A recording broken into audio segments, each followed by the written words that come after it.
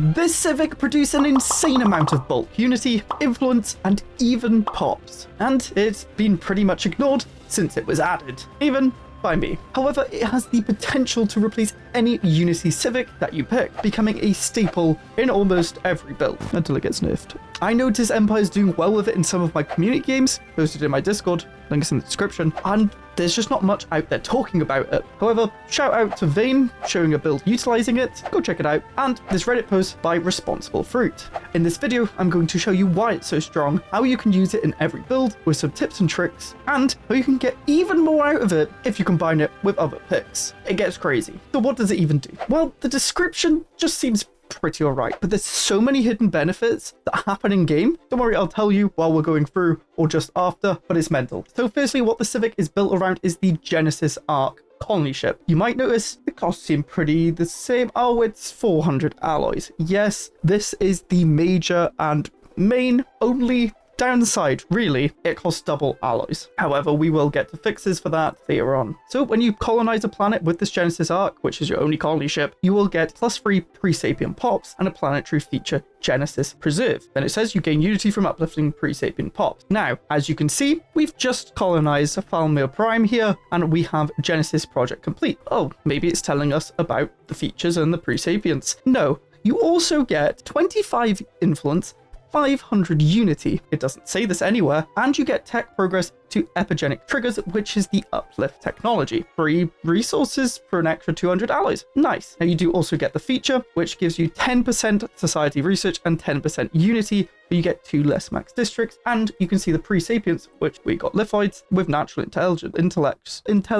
I obviously don't have this straight. I can't read. Now, the funny thing is, this is already pretty nice on its own. There's so much more. So we've gotten to colonize our 4th world here. 75 influence, 1,500 unity. We're not getting the tech progress as we just finished technology. Yes, this scales by 25 influence and 500 unity for every colony throughout the game. So the more colonies you get, the crazier it goes. So you want to try and get as many colonies as you can. And we're not even through what the Civic does. Yes, we can't build colony ships. We get the Genesis Arc anyway, and we can't build alien zoos. You won't need alien zoos. You get so much unity. You also get terraforming costs and terraforming speed. This will not matter to you whatsoever. It's probably the most useless modifiers, and I'll let you know why in the tips and tricks, but maybe you can guess why. You get a council position that gives research speed to biology for scientists and official, which help you get the uplift tech since it is a biological tech. Could maybe rush to get that extra research speed if you wanted. And we haven't even got on to uplifting. So all of that, nice influence unity buffs. So you can uplift a species by coming to the species tab and then clicking uplift, and then it's a situation. It will cost 3,000 society research. I am playing on 0.5 tech as that's my default. I wanted to see how it does on default, but I don't know exactly if the scales with tech costs. It's still strong no matter what. So once you uplift, you get Genesis Uplift complete. That's right, 5,000 unity. Why does it not say what you get for this? I would never know. And it doesn't stop there. It removes the Genesis Preserve, which is the thing blocking your blockers, which you might have thought was a negative, but this is why I've not mentioned it, because you want to uplift, and replaces it with Genesis Monument. Instead, you get +2 culture worker jobs and +25 unity for jobs. You do lose the society research benefits, but let's be real, it's the least important tech class, so yeah, you've already got uplift tech, who cares? Sounds okay. But remember, these pops just got uplifted, so now when the game updates, they can work for you, and you had 3 pops. So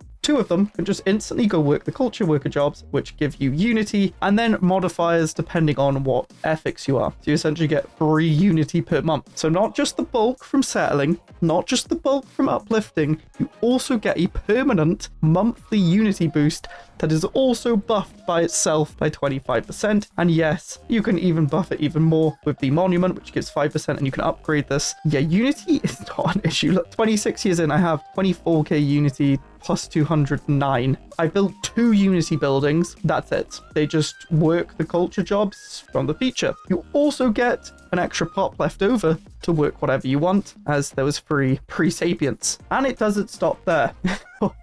It's mental. You also get their continental preference, their random traits, which can be very strong, like Earthbound, just 10% more energy. You can min-max this, or you can ignore it, or you can now use them to settle any planets that your primary species couldn't. So you want to get every planet you can see. We did have a Savannah world here, which we couldn't inhabit, but this is now being inhabited by one of the pre-sapients we uplifted earlier. This is why you don't care about the terraforming speeds. It's literally useless. So, as you can see here, we're getting the plus 125 influence, 2,500 unity, as it's our 6th planet, and we have pre-sapients that were settled by our former pre-sapients. Then these species can be uplifted for 3,000 unity.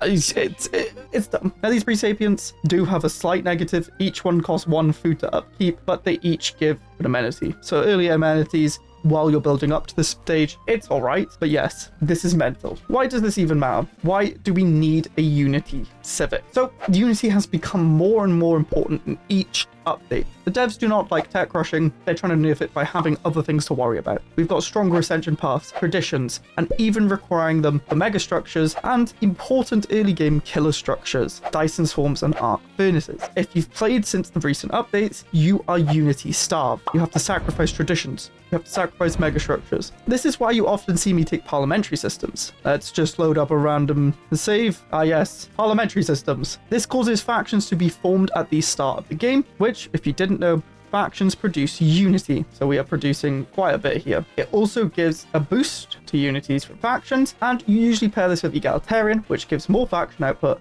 and democracy, which gives more faction approval, making you have more faction output. This means at the cost of just 1 civic early on, I don't need to worry about producing unity. As you can see in my planets, there's not really much unity production going on here, just the odd monument, which just gives some unity per ascension perk, and maybe a hollow theater that's mainly for amenities, or not even being worked in this case. And I still have plus 262, which has let me do a few traditions and build some mega structures. This means no worry about unity on the planet, and I can focus on alloys, science, and other resources. These other resources can't be fixed by civics, so transferring this problem to a civic is pretty valuable. However, this can fall off. Your factions might start hating you, so produce less unity, or just not scale very well with the size of your empire and the unity costs that go up. However, with Genesis guides, it does not fall off. We're 35 years in, we have plus 355 because we're getting free pops that work the jobs that is produced by the civic itself that gives more unity. Yeah, and this build was pretty unoptimized. This was my first run through trying it out, and honestly, it's insane. It also scales, as the bulk unity might slow down,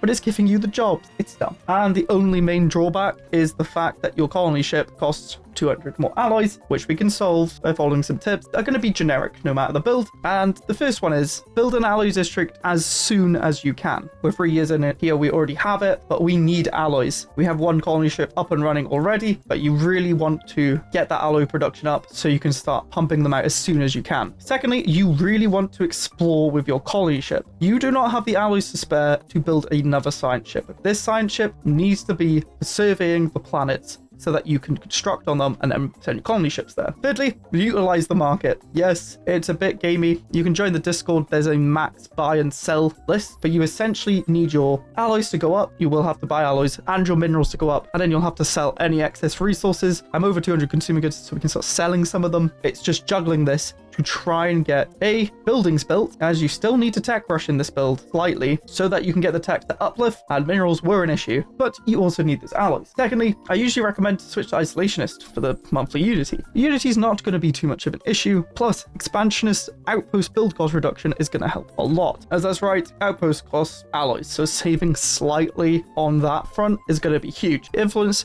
doesn't really matter because you're going to get quite a lot of influence the more you settle. Yes, stay on Expansionist, at least until you have all your colonies done. Next, you're going to want to try and rush down epigenic triggers. This can be done through tech rushing on your capital with as many research as you can. And remember, you do get more society research. You can also buff this by making your maid species be intelligent and have natural sociologists. And remember, each colony will give you 5% to this tech, as it is a tier 2 tech, so it's going to cost more than the initial techs that you're used to. You can also grab grab things like Tech Ascendancy or Go Discovery for more research speed. That's all going to help. You're also going to want some energy, so you need to be very careful as you do get -2 max districts until you uplift. These blockers will need to be cleared if you want to keep expanding your capital. You could also grab One Vision for even more unity, as well as building monuments to buff up the unity production and maybe get more culture workers. Remember, you don't have to work these if you don't want to. They will still give you the +5% even if the jobs aren't worked. Like I mentioned before, society being blocked up isn't too much of a big deal. This will be blocked off by you rushing down the uplift technology and also doing the uplift projects. But again, physics and engineering is where you get most of your military tech and your resources. The main thing is you really do want hydroponic farming so that you can shift your food production into your star bases, but that is a tip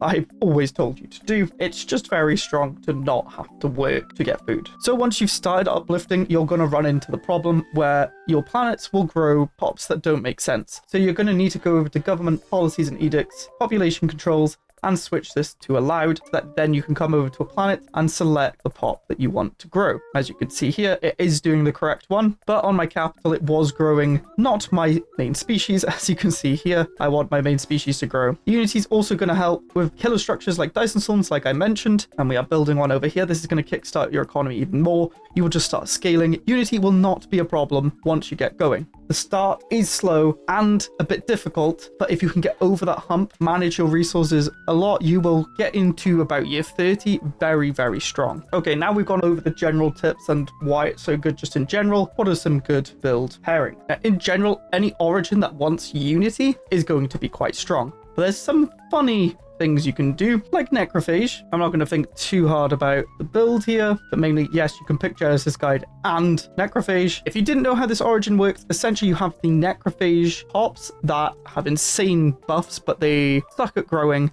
they suck at assembling, and they suck as workers, but they're really good rulers specialists and have low upkeep. The way you produce them is you sacrifice different species as necrophytes that grow on your planets and they become necrophages. You do start, I believe, with just pre-FTLs. So your guarantees will be pre-FTLs, which means you can invade them and take their pops to then turn it into necrophage. But you can find other planets. Yeah, usually other planets suck for you because you can't really grow quickly or make quick necrophage pops, but you're going to start with pre-sapients because of Genesis Guides. As you can see, we have pre-sapients here, and then we could build the Chamber of Elevation, and when we uplift the pre-sapients, they can go inside the Chamber of Elevation and become necrophages. And this can just apply in other places. Why not make a Genesis Architect Rogue Servitor build where you basically spawn pre-sapients to become your biotrophies? This is a very silly max Unity build pretty much. Or you could go overtuned, which Dane did in his video, so go check out that full video for a bigger walkthrough. But essentially you can modify the pre-sapients very soon and also give them the overtune traits. Apparently synthetic fertility lets you have pops rather than just converting into machines. And there's so many different things you can do, but even that the Civic's even good just on base builds. For example, I went Teach to the Shroud in the example I was showing you, which let us get to psionics really quickly and still have an economy, research, Unity production. It's mad. You can combo this with stuff like Master of the Crafters if you want to be really meta and have the consumer good upkeep, or you can do whatever you want with this other Civic. And that's why the Civic is super strong and you should consider it. It has a little bit of a difficulty early on as you have to micromanage a lot on the early game, but if you can get past that, it becomes really, really strong. If you enjoyed this video and want to see me playing this game, well, you can check out my achievement series. I'll actually get all 184 damn achievements. We're getting there, but click here to watch the entire thing.